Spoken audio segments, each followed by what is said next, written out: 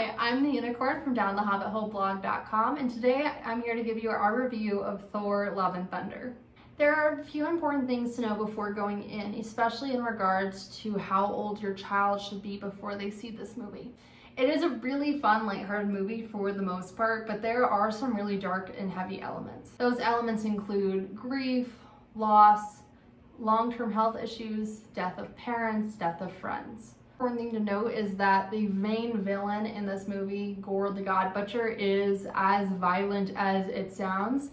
Although we don't explicitly see that violence on screen for the most part, there are some really dark elements in regards to his characters, and Christian Bale as the character did his job well and is really scary sometimes. So especially for younger kids, if you don't want them having nightmares, it might not be time to watch this movie yet. It might be better to hold off a little bit. For this movie, we're recommending about 11 and up. Now on to the highlights of this movie. There are so many great things about this movie, namely the performers in it. The actors are fantastic. You have Chris Hemsworth back as Thor, being as hilarious and lovable as ever. You have Tessa Thompson reprising her role as Valkyrie. And you have Natalie Portman coming back to play Dr. Jane Foster. Plus, you have the director himself, Taika Waititi, reprising his role as Korg. Natalie Portman, in particular, is fantastic as Dr. Jane Foster. I'm so glad she came back for one more movie. And I love her arc as Dr. Jane Foster in this movie.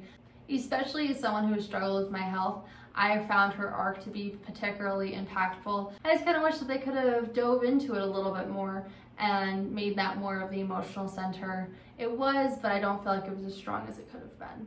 Christian Bale as Gorr the God Butcher was fantastic. He was truly scary and scared the crap out of me sometimes. His physicality especially really drew me into the character, and the way that he played the emotional, vulnerable moments really made me feel for him. But the characters in this story are good if at times their arcs are a little muddled. There's a lot happening in this movie, and I feel like some of the character arcs get a little lost.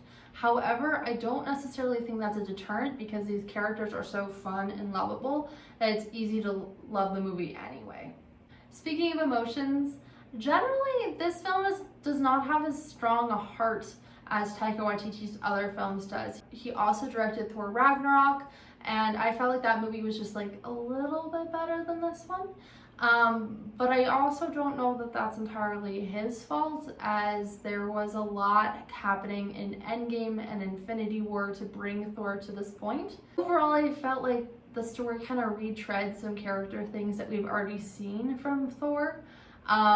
And so it made it a little less enjoyable to watch for that reason. However, Chris Hemsworth is always lovable and hilarious, so it wasn't that big a deal. One of the things that I go more in depth on in our blog post that you should definitely go check out after this is Valkyrie's Character Arc. I was slightly disappointed in it, especially since at Comic-Con when this movie was first announced, and it was announced that Taika would be directing this one as well, he and Tessa Thompson said, "We're gonna give Valkyrie a girlfriend. We're gonna find her a queen to be her counterpart to her king ruling over New Asgard." And I was a little disappointed by the fact that that didn't really quite come to fruition. There were hints towards her being queer, but they never quite fully got there. There were a lot of other queer elements of the film that I did appreciate, but I felt like it wasn't quite enough.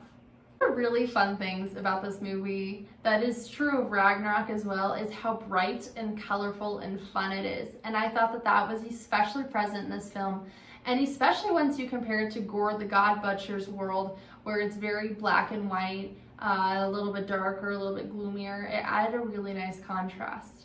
One of the things you might see in the trailer for this movie is a strong presence of the Guardians of the Galaxy. However, they're not really in the movie. They're only in the first 20 minutes or so. I personally don't love seeing the Guardians outside of their own franchise. I just don't feel like they ever are quite at their best. It wasn't sad to see them leave, but just so you know, they're not in this movie for all that much. Overall, this is a really fun movie with a lot of heart to it. If you like Marvel movies, you're definitely going to enjoy this movie.